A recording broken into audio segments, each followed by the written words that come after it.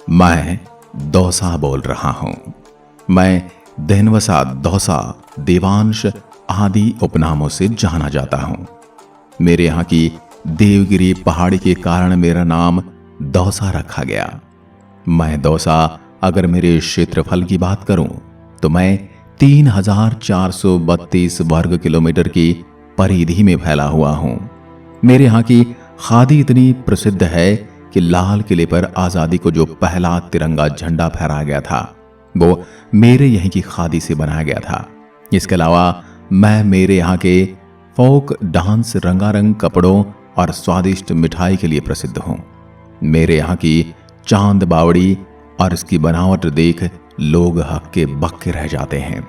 मेरे ही शहर में स्थित है भगवान श्री राम के अनन्य भक्त श्री मेहंदीपुर बालाजी, जिनके दरबार में जाते ही आपको भूत प्रेत से बंधी कई महिलाएं दिखेंगी, जिनके बारे में भी आपको आगे बताने वाला हूं।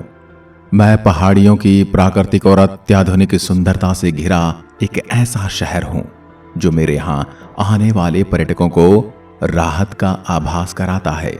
मैं दौसा मेरे इतिहास की यदि बात करूं तो मैं कभी राजपूतों की पहली राजधानी हुआ करता था और उसके बाद उन्होंने मेरे आमेर और फिर जयपुर को अपना मुख्यालय बनाया। मुझ में ऐसे कई स्थल हैं जो कई राजाओं के शासन की याद दिलाते हैं। मेरा जिला एक ऐसे क्षेत्र में है जिसे डुंढार क्षेत्र कहा जाता है।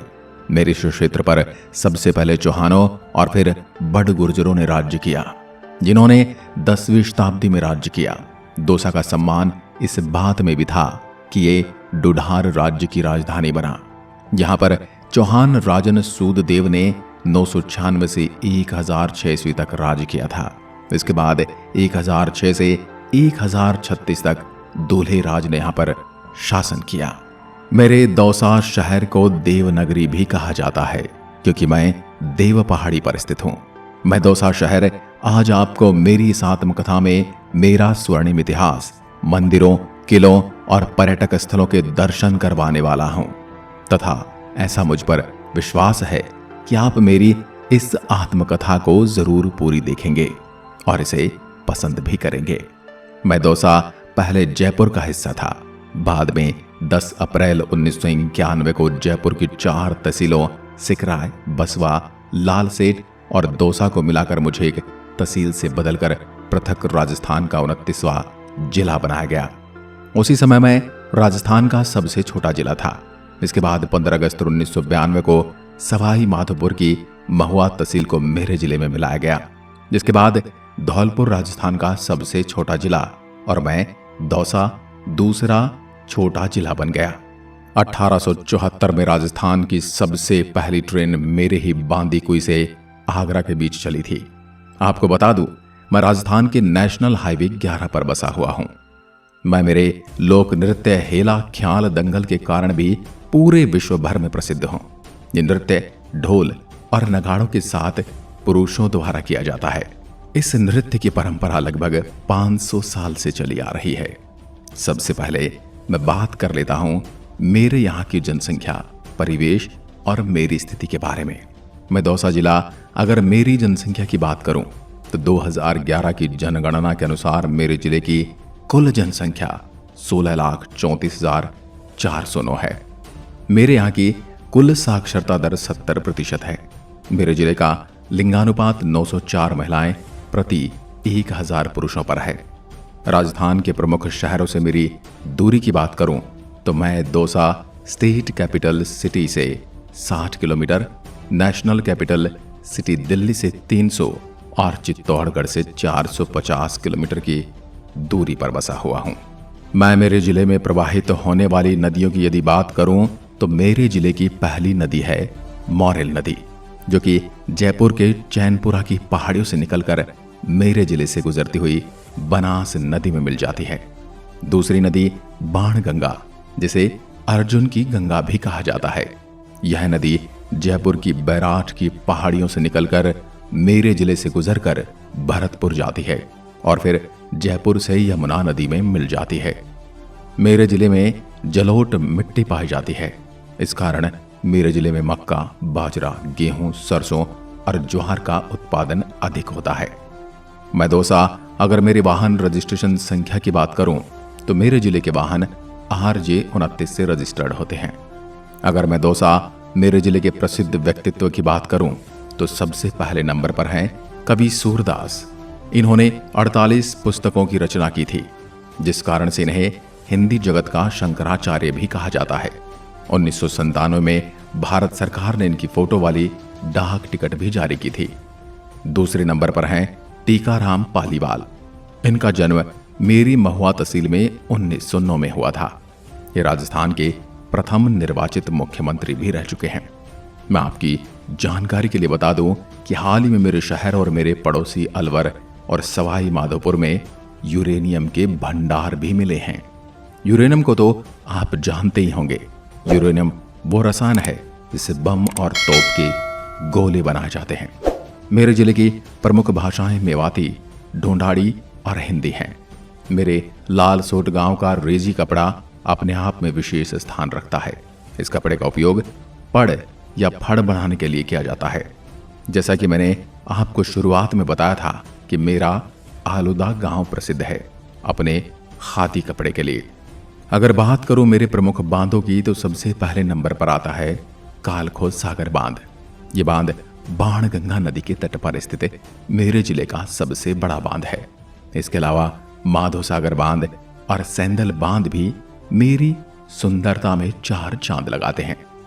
हम आपको लिए चलता हूं मेरे पर्यटक स्थलों की और सबसे पहले बात करते हैं मेरे यहाँ के भूत प्रेतों के संहारक मेरे पूज्य मेहंदीपुर बालाजी। आपको बता दूं मैं अपने मेहंदीपुर बालाजी के कारण पूरे विश्व भर में प्रसिद्ध हूं। मेरे बालाजी का मंदिर 2 पहाड़ियों के बीच में स्थित है, इसलिए इसे घाटा मेहंदीपुर भी कहा जाता है। इस मंदिर में भगवान बजरंगी के बाल रूप की पूजा की जाती है। मेरे बालाजी के मंदिर में भूत प्रेतों से लोगों को शांति मिलती है। मंदिर में आने वाले भक्त मेरे भगवान बजरंगी को लड्डू का भोग लगाते हैं और भैरव बाबा को उड़द की दाल और चावल चढ़ाते हैं।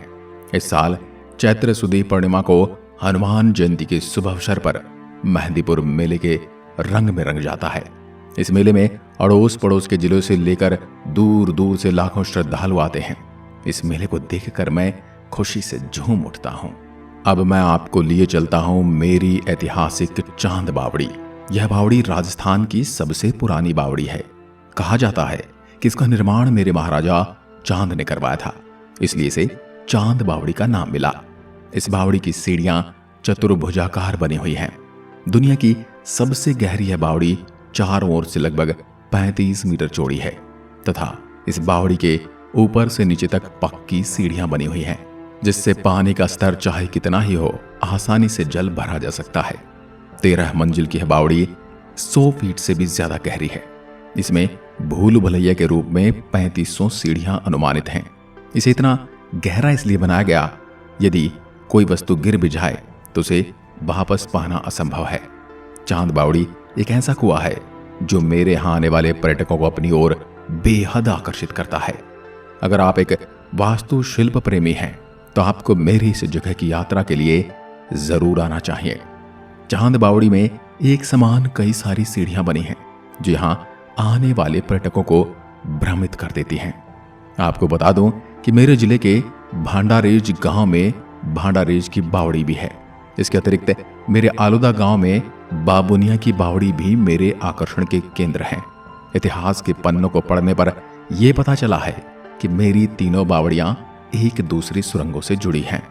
अब आपको मैं लिए चलता हूं मेरी देवी हर्षत माता मंदिर। मेरी आभानेरी की चांद बावड़ी के पास ही मेरी हर्षत माता का मंदिर है। इस मंदिर में मेरी देवी हर्षत मां की मुस्कुराती हुई प्रतिमा है जो भक्तों को हमेशा खुशहाल रहने का आशीर्वाद देती है। माता का मंदिर प्रतिहार कालीन मंदिर है जिसे महामारू शैली में बनाया गया है। यह मंदिर स्थानीय देवी हर्षत को समर्पित है। आपको बता दूं कि पुराने समय में इस मंदिर ने कई प्रकोपों का सामना किया है। इस मंदिर को इस्लामिक शासकों द्वारा नष्ट कर दिया गया था। अब यहाँ पर सिर्फ खंडहर ही बचे हैं। यहाँ पर आप एक भव्य खुले आंगन में स्तंभों और दीवारों पर नक्काशी के साथ अद्भुत मूर्तियां देख सकते हैं। इस मंदिर की वर्तमान सुंदरता देखकर कोई भी पुराने समय में मंदिर की महिमा का अंदाजा लगा सकता है। आपको बता दूं कि मंदिर यहाँ आने वाले पर्यटकों को बिल्कुल निराश नहीं करता। मंदिर और इसके आसपास की प्राकृतिक सुंदरता देखकर कोई भी मंत्र मुग्ध हो सकता है। अगर आप मेरे जिले की यात्रा करने के लिए आ रहे हैं तो आपको हर्षित माता मंदिर के दर्शन करने के लिए अवश्य जाना चाहिए। अब चलते हैं मेरे किले की ओर। दौसा का किला मेरे देवगिरी की पहाड़ी पर बना मेरे आकर्षण का मुख्य केंद्र है। मेरे इस किले का निर्माण बड़ गुर्जरों ने करवाया था, लेकिन जब दुल्हे राय ने मुझ पर अधिकार कर लिया तो मेरे किले पर भी पूर्णतः कछवाहा वंश का आधिपत्य हो गया। आमेर के मिर्जा राजा जयसिंह का जन्म, शिक्षा और प्रशिक्षण मेरे ही दुर्ग में हुआ था।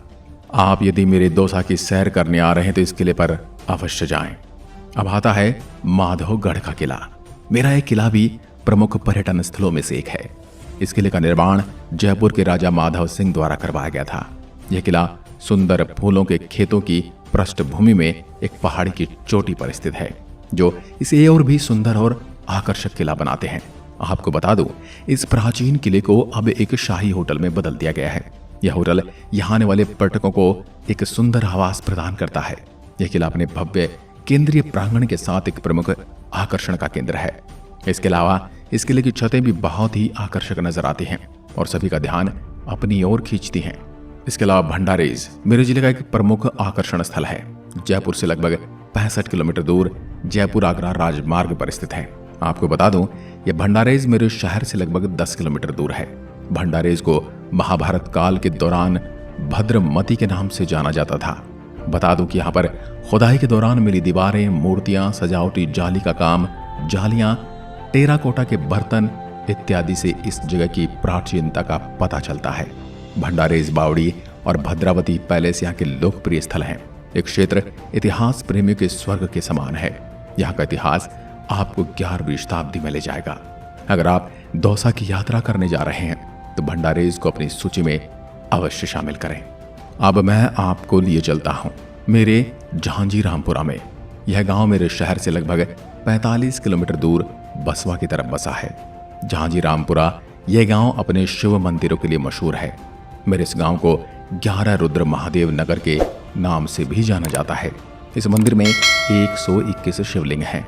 इस मंदिर में गौमुख से निरंतर एक ही प्रवाह में जल निकलता रहता है, जिसमें श्रद्धालु स्नान करते हैं, जिससे पापों का प्रायश्चित होता है। इस गांव में एक कमल कुंड भी है, जिसे हर रोज नए नए कमल खिलते रहते हैं। वहीं इस गांव में राणा सांगा का चबूतरा भी बना है, जिसके बारे में कहा जाता है कि राणा सांगा ने खानवा के युद्ध में पराजित होने पर स्थान पर रहकर अपना इलाज करवाया था। इनके अलावा आप मेरे नीलकंठ महादेव के दर्शन भी कर सकते हैं, जो एक पहाड़ी पर मौजूद है। इस पहाड़ी पर चढ़ने पर आपको भोलेनाथ के दर्शन के अलावा आपको मेरे शहर का एक सुंदर नजारा भी देखने को मिलेगा। और बरसात के मौसम में तो आप यहाँ आनंद आ जाएगा। चारों ओर हरियाली से भरपूर पहाड़ों के बीच एक अलग ही आनंद मिलता है। इसके अलावा मेरे जिले में गीजगढ़ का किला, गोठा का किला और 4 खंभों पर निर्मित मेरी बंजारों की छतरी और मेरी मांगरेज की बावड़ी भी है। अब आपको लिए चलता हूं मेरे देव नारायण भगवान मंदिर। मेरे जिले के गुर्जर जाति के आराध्य भगवान श्री देव नारायण भगवान का बड़ा ही भव्य और सुंदर मंदिर है, जिसका निर्माण देव नारायण मंदिर निर्माण समिति द्वारा करवाया गया है। यह नायाब कलाकृति का एक बेहतरीन नमूना है। यहाँ पर बड़ी संख्या में श्रद्धालु पहुंचते हैं। भगवान श्री देव नारायण की महिमा अनंत है। इनके अलावा मैं दौसा अपने यहाँ के खादी के कपड़ों, हेमेटाइट और पीतल जैसे मिनरल के कारण भी प्रसिद्ध हूँ। मेरे जिले में लोहा, पीतल और यूरेनियम भी काफी मात्रा में मिलता है। राजस्थान का सर्वाधिक पशु घनत्व भी मेरे ही जिले में है। अगर आप मेरे शहर की सैर की योजना बना रहे हैं तो आप सड़क, हवाई और रेल मार्ग द्वारा यात्रा कर सकते हैं। जो भी पर्यटक मेरे शहर की यात्रा हवाई मार्ग द्वारा करना चाहते हैं, उनके लिए बता दूं कि मेरे निकटतम हवाई अड्डा जयपुर हवाई अड्डा है, जो दिल्ली और आगरा हवाई अड्डे से अच्छी तरह से जुड़ा हुआ है। अगर आप मेरी सैर ट्रेन से करना चाहते हैं तो मेरा निकटतम रेलवे स्टेशन जयपुर है, जो कि देश के सभी प्रमुख रेलवे स्टेशनों से अच्छी तरह से जुड़ा हुआ है। मैं दौसा आपको मेरे शहर में आने के लिए आमंत्रित करता हूँ। मेरी आत्मकथा में आपको किस स्थल ने मुझसे मिलने के लिए अधिक आकर्षित किया है, मुझे कमेंट करके जरूर बताएं। और यदि आप पहले आ चुके हैं तो कौन सा स्थल आपको सबसे भव्य लगा? आज की वीडियो में बस इतना ही। धन्यवाद। जय हिंद, जय भारत।